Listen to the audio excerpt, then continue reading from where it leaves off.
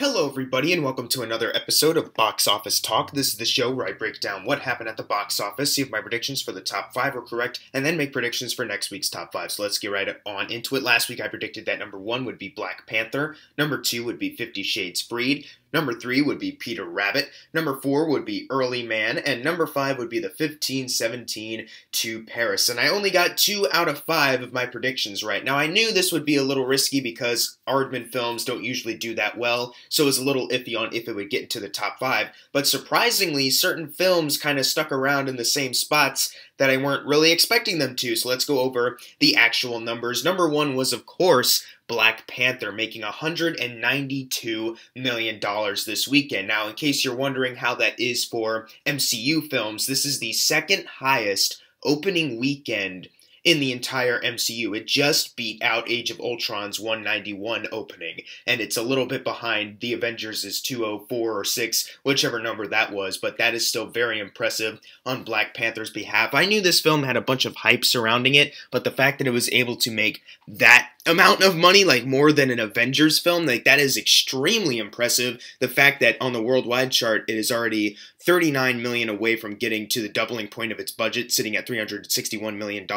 That's very impressive. I'm sure the worldwide numbers are going to total up even more so too. This movie is going to become a monster at the box office, and I'm very happy with this because I did enjoy Black Panther. I don't think the film's amazing A+ or anything, but I am glad that a lot of people are finding enjoyment out of it, even though I'm not loving it the same way they are. Number 2 was a surprise for me too. That is Peter Rabbit. It was actually able to stay at the number 2 spot from last weekend, making $17 million this weekend, adding to a domestic total of $48 million. It needs $2 million more to get past its $50 million production budget, but then it's going to need an additional $50 million to get to its doubling point. Now, the worldwide totals, according to the Box Office Mojo chart, are in 12,000 right now, so that's not really adding up too much yet. Well, maybe I was just too early when recording this video and a worldwide total will be added at some point, but I think it definitely will, whether it's later today or next weekend where it finally does. That's a little left in the open for now, but until we get a worldwide total, Peter Rabbit is actually not doing too bad financially. So far, though, as a 2 weekends out, so far it is doing pretty okay. Number 3 was 50 Shades Freed, dropping around 56% at making $16 million, adding to a domestic total of $76 million, and on the worldwide chart it is sitting at $266 million.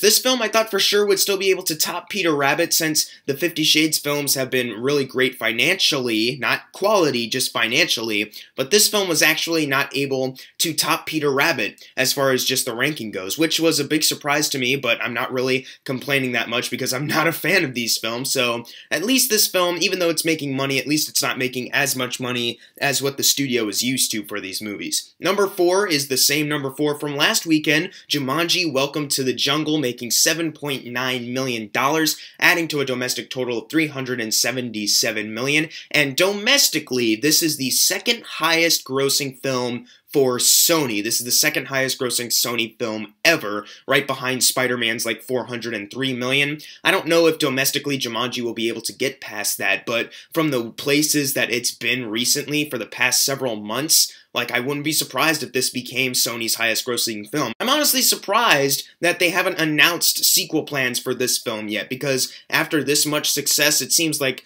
the right thing for Sony to do, at least. Try to cash in on the popular Jumanji brand right now. And also worldwide, it is sitting at $904 million.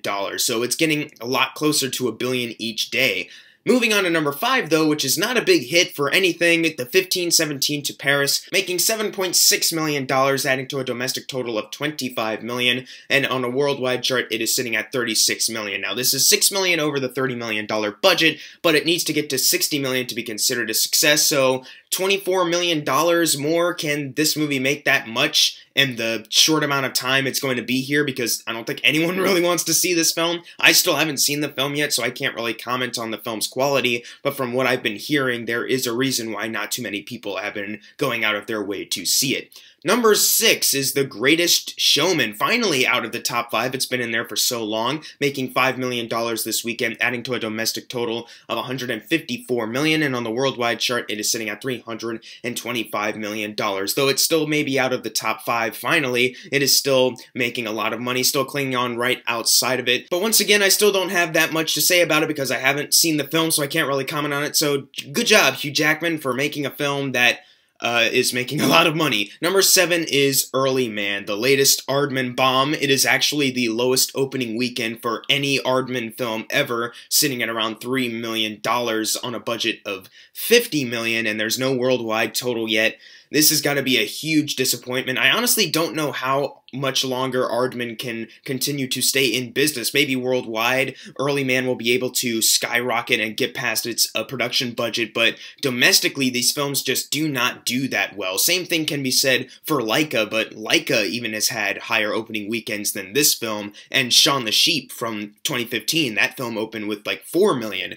So I don't really know how much longer Aardman can continue. Hopefully this movie does well worldwide, but I'm just not sure how much longer we're going to see Early Man in these videos. Number 8 is Maze Runner: The Death Cure, making $2.5 million, adding to a domestic total of $54 million, and on the worldwide chart, it is sitting at $240 million. It wasn't able to get to $300 million worldwide before it left the top 10, but it's getting, I think it'll be here at number 10 next weekend. I think it'll hold on strongly, but it's not going to get to $300 million, but still, this movie was still able to make a profit, and although it wasn't able to top Scorch Trials for worldwide money, this film still made a profit, so at least they didn't feel like they wasted their time finishing this thing. Number 9 is Winchester, making $2.2 million, adding to a domestic total of $21 million, and there is no worldwide total, but still the budget is listed at $3.5 million, so this movie is still doing very well domestically either way, so it doesn't really matter if they even got a worldwide total or not. And finally, closing out the top 10, Samson. By the looks of the poster, I thought it was a foreign film, only to find out that PureFlix distributed it. And it made $1 million this weekend on a budget of $30 million. Now it's time for the fun part, the predictions for next week's top 5. Now, number 1, Black Panther, that's very easy. Number 2, I think will be Game Night. And then number 3, Annihilation, because Annihilation just seems like the kind of film that won't get as much recognition. Then number 4, Peter Rabbit, and number 5, 50 Shades Freed. But what are your predictions for next week's top 5? Leave it in the comments below, and if you got your predictions right for this week, you're going to get a shout out right now. Unless you didn't get it right, then I'm sorry. And as always, thank you guys for watching. Make sure to subscribe. I'm Jackson Fulcher. See you guys next time.